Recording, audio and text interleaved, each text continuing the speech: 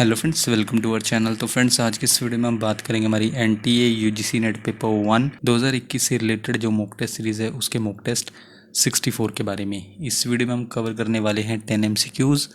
Friends, video का format आप सब जानते ही हैं, तो हम डायरेक्ट अपने फर्स्ट क्वेश्चन पर चलते हैं, जहाँ पर आज का हमारा पहला क्वेश्चन है, what is the current version of IMAP, यानी कि IMAP का वर्तमान संस्करण क्या है। फ्रेंड्स, ऑप्शंस आप अपनी स्क्रीन पर देख सकते हैं और इसी वीडियो के नीचे कमेंट करके हमें 10 सेकंड के अंदर करेक्ट आंसर बता सकते हैं।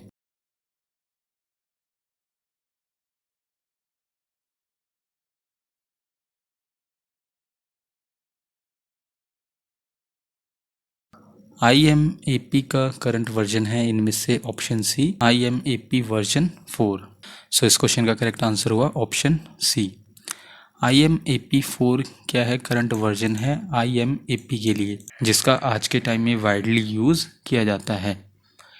इसके अलावा IMAP stands for internet message access protocol, जो कि क्या है, इंटरनेट स्टैंडर्ड प्रोटोकॉल है। यूज़ किया जाता है किसके द्वारा, ईमेल क्लाइंट्स द्वारा यूज़ किया जाता है रिट्रीव करने के लिए, यानी कि पुनः प्राप्त करने के लिए ईमेल मैसेजेस को। कहाँ से, मेल सर्वर से TCP और IP कनेक्शन पर, यानी कि ट्रांसमिशन कंट्रोल प्रोटोकॉल और इंटरनेट प्रोटोकॉल कनेक्शन पर।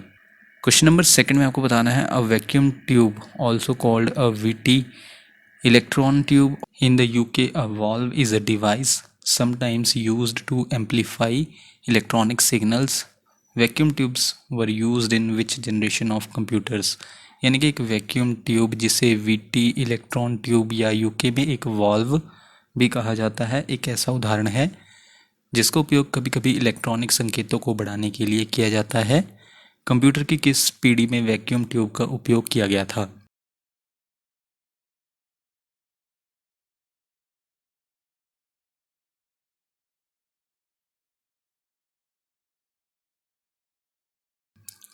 कंप्यूटर की वो जनरेशन है जिसमें वैक्यूम ट्यूब का यूज़ किया गया था। Option A, first generation computers में इसका यूज़ किया गया था एम्पलीफाई करने के लिए इलेक्ट्रॉनिक सिग्नल्स को, यानी कि इलेक्ट्रॉनिक संकेतों को बढ़ाने के लिए था। और फर्स्ट जो जनरेशन कंप्यूटर का पीरियड है वो कब से कब तक रहा, 1946 टू 1959। इसके बाद क्वेश्चन नंबर थर्ड में आपको बताना है, what converts high level languages into machine code, यानी कि उच्च स्तरीय भाषाओं को मशीन कोड में क्या रूपांतरित करता है।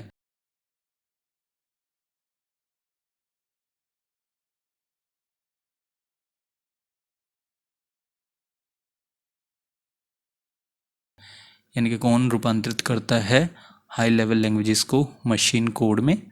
इनमें से ऑप्शन है कंपाइलर। कंपाइलर क्या है, एक कंप्यूटर प्रोग्राम है जो ट्रांसलेट करता है कोड रिटर्न को हाई लेवल लैंग्वेज से लोअर लेवल लैंग्वेज में या फिर ऑब्जेक्ट या मशीन कोड में। इसके बाद क्वेश्चन नंबर फोर्थ में आपको बताना है, what language is used for mobile apps. Mobile application के लिए किस भाषा का उपयोग किया जाता है इनमें से।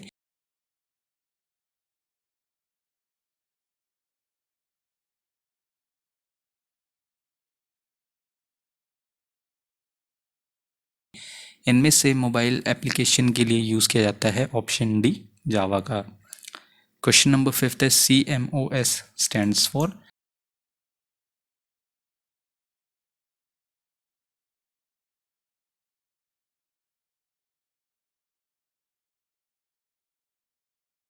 CMOS stands for option C, complementary metal oxide semiconductor. So इस क्वेश्चन का करेक्ट आंसर है ऑप्शन सी। और ये क्या है, एक टेक्नोलॉजी है जिसका यूज़ किया जाता है प्रोड्यूस करने के लिए इंटीग्रेटेड सर्किट्स को और complementary metal oxide semiconductor, in short CMOS circuits कहाँ पाए जाते हैं, कई टाइप्स के इलेक्ट्रॉनिक कंपोनेंट्स में, जिनमें शामिल हैं जैसे कि माइक्रो प्रोसेसर्स, बैटरीज और डिजिटल कैमरा इमेज सेंसर्स में आपको देखने को मिल जाएंगे CMOS circuits.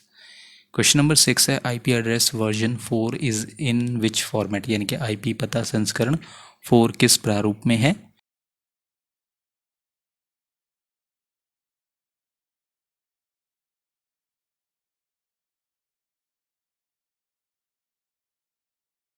IP address version 4 है इनमें से ऑप्शन डी 32 बिट फॉर्मेट में। सो इस क्वेश्चन का करेक्ट आंसर है ऑप्शन डी। इसके बाद क्वेश्चन नंबर 7 में आपको बताना है which of these was introduced in the second generation of computers, यानी कि कंप्यूटर की दूसरी पीढ़ी में इनमें से किसे पेश किया गया था।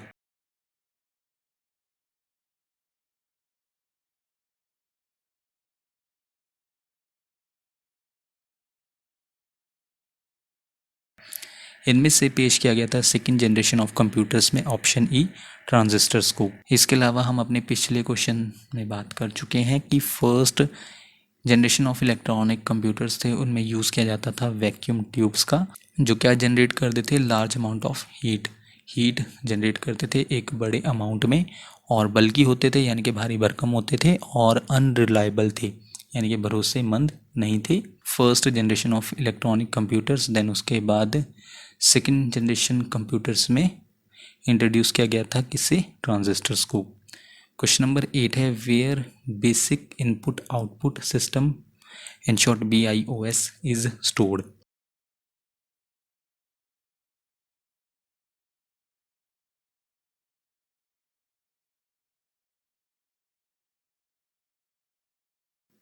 इस क्वेश्चन का करेक्ट आंसर है ऑप्शन बी रोम, यानी कि रीड ओनली मेमोरी। सबसे पहले आपका यहाँ पर BIOS का फुल फॉर्म क्लियर हो जाता है, बेसिक इनपुट आउटपुट सिस्टम, और basic input output system in short BIOS कहाँ पर स्टोर होता है, इनमें से ऑप्शन बी रोम में, रीड ओनली मेमोरी में। कंप्यूटर का बेसिक इनपुट आउटपुट सिस्टम क्या है, प्रोग्राम है, जो कहाँ पर स्टोर होता है, नॉन वोलेटाइल मेमोरी में, जैसे कि रीड ओनली मेमोरी और फ्लैश मेमोरी। इसके अलावा BIOS को कभी कभी क्या कहा जाता है, रोम BIOS, और ये क्या है, हमेशा पहला प्रोग्राम होता है जो एग्जीक्यूट करता है यानी कि परफॉर्म करता है जब कंप्यूटर को ऑन किया जाता है।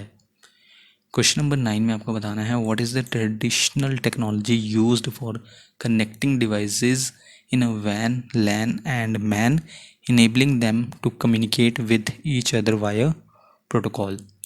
वैन लैन और मैन में उपकरणों को जोड़ने के लिए इस्तेमाल की जाने वाली पारंपरिक तकनीक क्या है, जो उन्हें एक प्रोटोकॉल के माध्यम से एक दूसरे से संवाद करने में सक्षम बनाती है।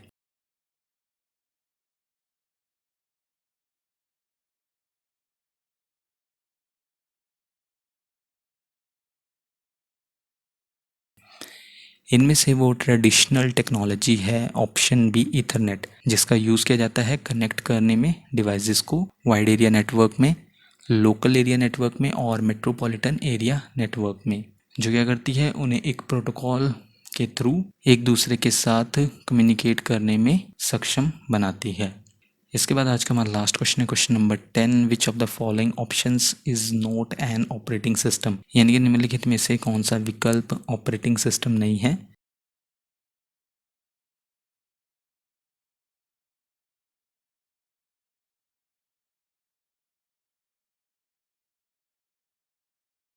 इनमें से ऑप्शन डी ओरेकल क्या है, ऑपरेटिंग सिस्टम नहीं है। ओरेकल कॉरपोरेशन ये क्या है, एक कंप्यूटर सॉफ्टवेयर कंपनी है। और इसके अलावा ऑप्शन ए MS DOS यानी कि Microsoft disk operating system, option B BlackBerry operating system, option C Windows और ऑप्शन ई यूनिक्स, ये सभी क्या हैं, ऑपरेटिंग सिस्टम हैं। तो फ्रेंड्स ये थी हमारी आज की वीडियो। आप हमें इसी वीडियो के नीचे कमेंट करके बता सकते हैं कि आपने टोटल क्वेश्चंस यानी कि 10 क्वेश्चंस में से कितने क्वेश्चंस को करेक्ट मार्क किया। नेक्स्ट वीडियो आपको जल्दी चैनल पर मिल जाएगी। So thank you friends for watching this video.